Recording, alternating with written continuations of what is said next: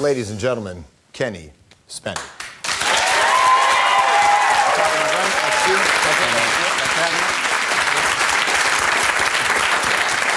You, quite a run. When I see you crawling around like a kitty cat there, makes me want to die. Yeah, that's not what you said last night. No, it isn't true. But you were paying. That's true. Does it make you want to die when you see that stuff back? I make Spenny want to die, thank God. And I did not get aroused for the record. And it did not move. The audience. Yeah, I don't know. It's hard to outdo yourself every single year. You know, I've given the guy acid and made him think he had AIDS, so it's kind of hard to top myself every season. Hey, I didn't know how you would top the AIDS episode. I mean, for people who don't know, tell them what happened.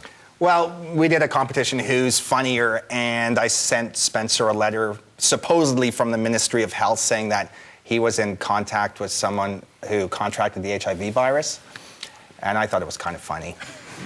Hilarious. How did you feel when you read that letter? I was scared. I think we've all done things sexually maybe that we shouldn't have done at some point. And it was possible. And he did it on a really good letterhead. Yeah. And I'm like the most gullible person in the history of Earth, maybe. And so... But it almost backfired because, you know, there's nothing funnier than this, like, horrible, pathetic, you know, nervous comedian. Yeah. So sometimes I end up screwing myself with my tactics. Well, I know people watching, there will be a certain segment of the population who are watching this interview going, that's not funny, there's no comedy in that, and thus is, I guess, the genius and the drama of your comedy. That could be why you guys canceled us. Yeah, that was my call. It was? Yeah. I just, when I couldn't... Interview over. Yeah, no, but this thing, when you put the show on CBC, it didn't, like, for a lot of reasons, I'm sure, the show, you were canceled. When it was canceled, did you feel like, oh, God, one of our racier ads actually accidentally aired in the toddler block. In Little Bear. Oh, God. And it was like me throwing knives at Spencer, and like little, you know, infants started picking up knives and throwing them at their parents and stuff. As they're wont to do. But, that you know, didn't bode well it was, we liked the CBC or the Can't Be Cool. You know, look, you know, what can you say? We're still on. They canceled us. We're still on, I think, CBC Country. Your Country Canada airs. Yeah, I think so. But when you were canceled, did you have a moment where you could, because the idea is a great idea for a show, but it's also preposterous to think that a network would let you do what you do, right? I mean, hey, I'm going to convince you. You convinced him that your mother died, which I think was one of the moments in television where I thought, I'm proud to be a Canadian. Yeah. But networks don't put that on TV very often. Well, you know, it's funny because some people call us North Park. Because, you know, we kind of had to have a carte blanche here to do things, like we did a competition, who can drink more beer, and you're not even allowed to drink beer on television. No. And then I hear now that there's like people are, you know, doing productions who are like, well, Kenny and Spenny did that. Right. And they're like, so what? You can. And I don't know, we're just really lucky. I don't know why people don't, can I swear? Fuck with us. Yeah, whatever you like. All right, you are the butt end of most of these jokes. Yes, but because I've never seen some guy lose more by winning.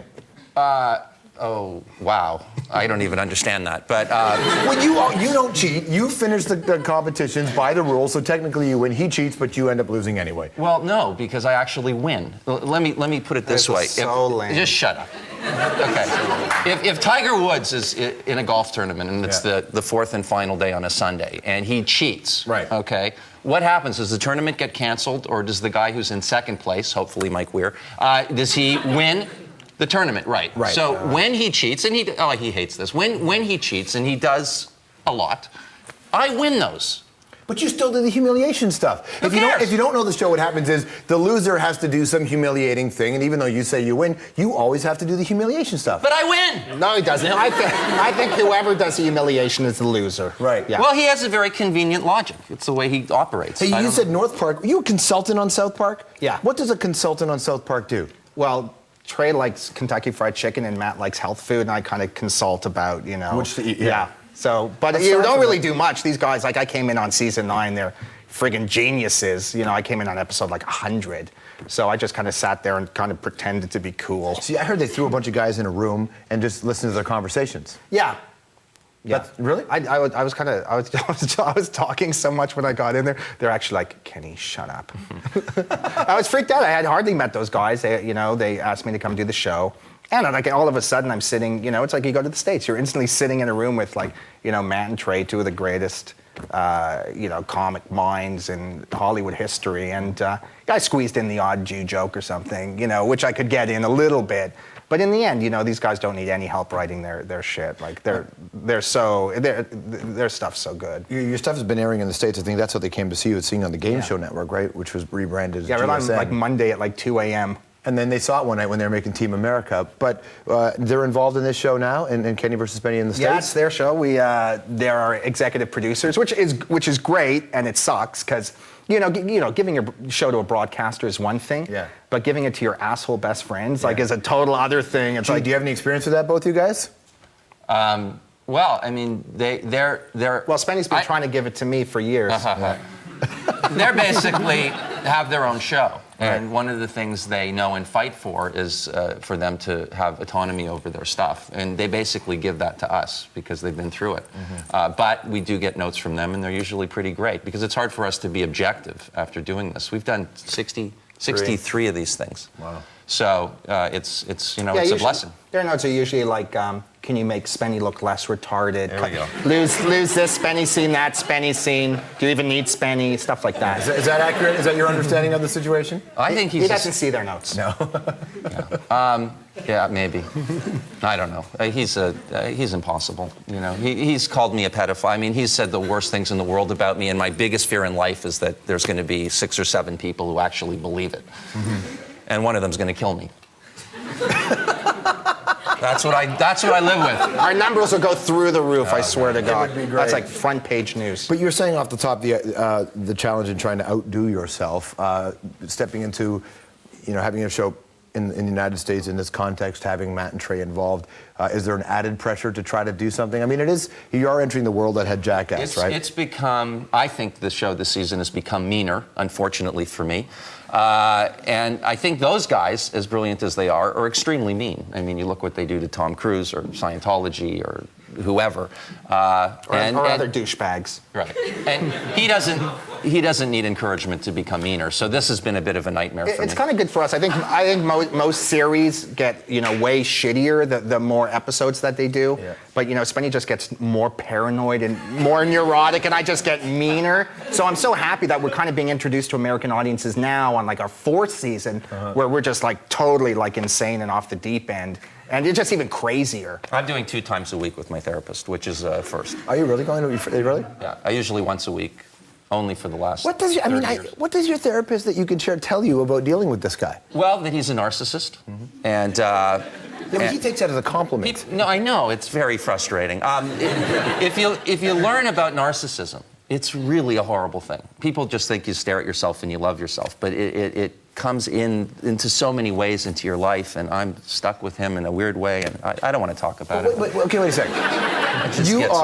You are equal. You have equal responsibility in this show. So what does your therapist say about you? Well, okay, I don't have a bullet to my head to do this. I will admit that. I actually believe. I think the interesting thing is I think we both believe that the show makes the other guy look like an idiot. I actually think the show makes him look like an idiot, and he thinks vice versa. So. I don't think I know. There's a difference. I know he's an idiot. Oh. Spenny just thinks I am. So in a weird way, I have a lot of, he'll say that I have no fans, everybody hates me, they all love to see me get crushed every week. I feel like Wile E. Coyote, actually, at some point. But the reality is, I have a lot of people that support me, and they come up to me and they say, God, what an asshole. I can't believe he did that to you. When are you going to get him back? But then he leaves the Queen Street Mental Hospital and goes somewhere else. Nice. And the difference is that I'm not willing to go to his level. First of all, I don't think the show would work comedically if I did, but even more importantly, it's just not who I am. Do you think, off the top we played your bio, the stuff that you guys had done before Kenny versus Spenny became your lives, do you consider your post-Kenny versus Spenny life? And what can it be like in television? We're just ready to crash and burn. Like, oh my God, we've been canceled like more times than you have. Yeah. Like, oh my, honestly, I've only been canceled once. yeah, we've been canceled so many times. Our first pilot was for MTV. They paid us, $8,000 for a 3-minute slideshow, and then we got $40,000 on USA Network to do a pilot, and they pulled the plug while we were doing the pilot. But we're like film guys, so we finished it. We go to the CBC, we go huge. They cancel us. Showcase picks us up. We go on GSN, they cancel us. So I don't know. It's a very fickle business. I mean, and you just have to accept that. And I could be telemarketing, in a year from now, or I could be giving blowjobs at the corner of Hollywood and Vine. Exactly. You better get there quickly because that neighborhood's being gentrified. Okay. So you'll get a lot of cash for it. The understanding that the current state in the United States, they don't like to poke fun at themselves as much as Canadians or British will let them do. Religion is a very dicey topic. Do you take a look at America and do you say, man, we can have a lot of fun, or do you have to back off? Because you're not a cartoon. He's actually worried that the FCC is going to close us down. We're screwed. We're so canceled. We're going on air there in a couple of weeks. But I don't really know. I think he's right. We've been very lucky. We've gotten away with murder. And well, not yet. Season 5. Season 5. I just can't wait for the letters to come in from Mid-America when you run the episode of How Much Semen Can One Release, which is what you've done. Yeah, we did that. Yeah. I had a lot of trouble for something. It's good to see you, man. Thanks for coming in. Thanks so much, guys. Kenny Hotz. All right. Spencer Rice. Nice to see you guys. Kenny versus Spenny. Check out their show. The new season premieres on the Showcase Television, 9:30 p.m., November the 6th. If you think what these guys are doing is scary, stick around because nothing is scarier than a crazy man trying to kidnap you. We'll get into that with one of the most creative pop stars around.